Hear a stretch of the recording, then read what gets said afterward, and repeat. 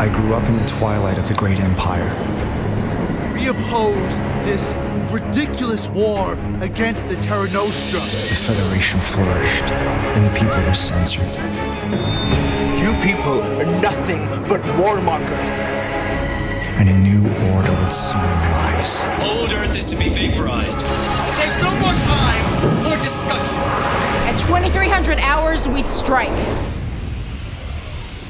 The Federation are bombing their own planets. And they're blaming us. Blast shield! Freeze! Thrusters online. Fire!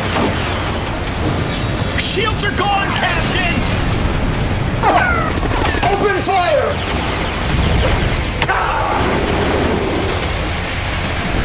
We gotta go now! We're gonna blow! The reactors are critical! Ramming speed!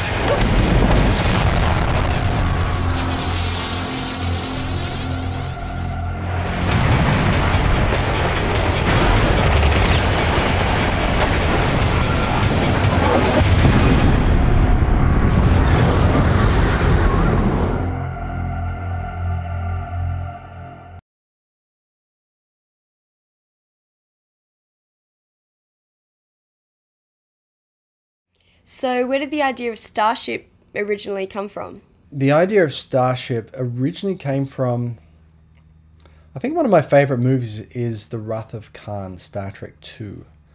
I loved the way Kirk and Khan were like, you know, battling it out in two different spaceships. That for me was one of those great moments in cinema. And I love the fact that, you know, is Captain Kirk and Khan Noonien Singh battling it out in the, you know, in space in these two giant warships. I think that was the part of the inspiration for the film. The other part of the inspiration for me was a British TV series from the 70s called Blake 7. Now, very few people may know about this. It was this very low budget, visually campy, but interesting, I guess BBC's answer to Star Wars back in the 70s when they didn't have a lot of money. It was created by a guy called Terry Nation. And Terry Nation, for those of you who know anything about science fiction, he was the guy who was responsible for the Daleks in Doctor Who. And he was an amazing writer. And he was all about characters, about people interacting. And if you watch Blake 7, it's got some amazing character moments in it. And my thought was, I heard a rumor that Blake 7 was going to start up again as a TV series. And so I thought, you know, that's great. I'm so excited. And I was watching Blake 7 regularly all the time. And I kind of, when I wrote Starship, it kind of came from that. And there's a little tribute to Blake 7. Every planet in Starship is named after a planet in Blake 7. So if you look at every planet name we have, it's all ripped off Blake 7. And I did that as a little tribute to such a great show. I mean, aside from that, there's really not a lot of similarities. I also like the concept that, you know, if you had a nuclear submarine full of nuclear missiles and you sat off the coast of the United States, you could pretty much hold the whole country at ransom because you were basically armed with a whole stack of nuclear weapons. And you could pretty much dictate to the government, you know, as to what to do by holding your trigger on such you know, such a dangerous weapon. So that was the idea of Starship. It's Worthy took the righteous role of saying, my government is not doing what it should be, or my military is not doing what it should be. So I'm going to take control of the Starship and I'm going to hold the whole of Federation at ransom. And let's see what happens. So Neil, where do the themes of government versus religion cross in Starship? There wasn't a lot of crossover, but, you know, even the Overseer himself in the film claims that he's a god, and he even believes he's a god. You know, his own line, I am a fucking god. You know, and for sure there are points where either religious or government leaders believe they are God. Why do you have such strong female characters in all of your movies? This is where I get a little dreamy, I guess, you know, in the sense that I see the plight of women in certain foreign countries, the way they're treated. I have a big problem with this because I guess I was brought up in a household where, you know, women should be equal to men. And, you know, a lot of it is not genetics, it's upbringing, it's education. And I see viral videos of women who maybe did something wrong. And, you know, this really affects me badly. You know, I've seen videos where women, you know, some guy will grab a woman's head, pull out a knife, and just literally slice her head off until she, you know, until the head's off completely. This is a shocking thing to do, to especially to women, to any person. But to do this because a woman was doing something wrong, you know, sexually or whatever it is, or, you know, being her own person, or having stones thrown at her to the point where she's pulverized, her brain smashed in because of, you know, because she stood out against the oppression in her country, or the way men treated her, or because she was too good looking or too sexy, because the men were kind of like, oh wow, you know, wow, I'm attracted to her, you know, I can't control myself, so I'm going to rape her, and then I'm going to blame it on her and say it was her fault. And this is happening a lot in society and all over the world right now. Men are getting all, you know, religious and trying to control themselves, and they see a woman and it gets them horny, and then they rape the woman, and then they kill her, and they blame the woman for this. And this is disgusting. There is no excuse for this. There's no reason for this. And that's what makes me really angry. That's what really pisses me off. You know, I have a friend of mine who she's East German lady, and she wrote a couple of books about, you know, her life. And I remember the story about in her book.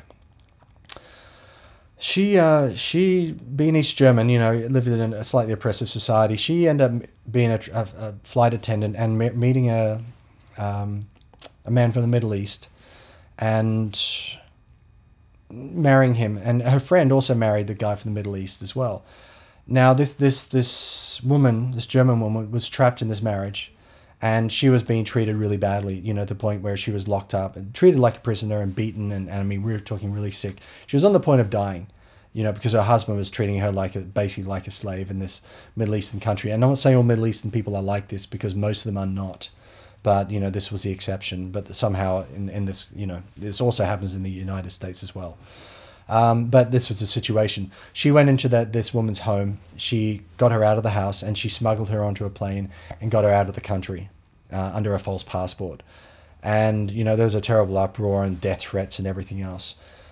I never forgot that. And I thought, you know, there are women in cultures all over the world that need rescuing, and that need to become strong, and need to fight, and need to stand up. And so in Starship, you know, you see the women in this culture. You see the women oppressed and beheaded for standing up to men or standing up to the government or whatever it is.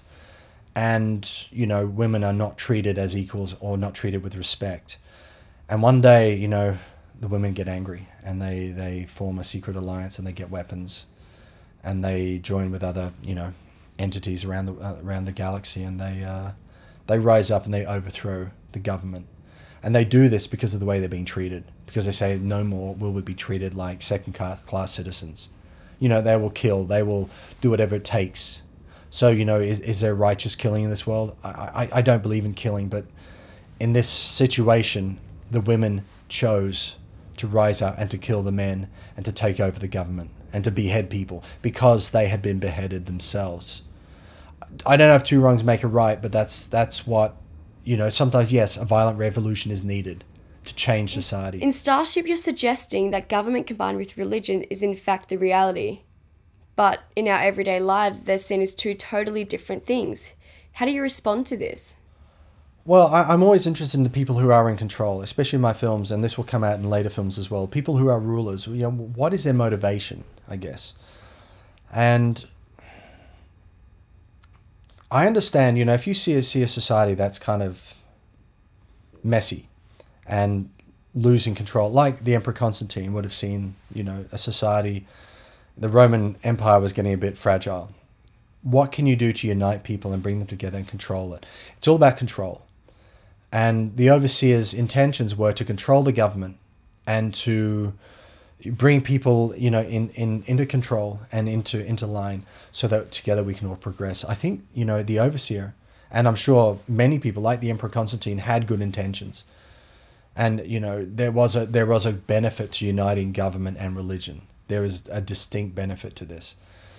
So we have to look at those perspectives of these people. You know, do they have the rights to do that? Of course, the overseer then went too far. You know, in the second movie, he found this virus that would make people more robotic and more, yes, master, no master, I'll do whatever you say, sir. So, you know, his level of control overtook his feeling for, you know, preserving the human race. And he felt he has to control everyone ultimately and make everyone his puppets.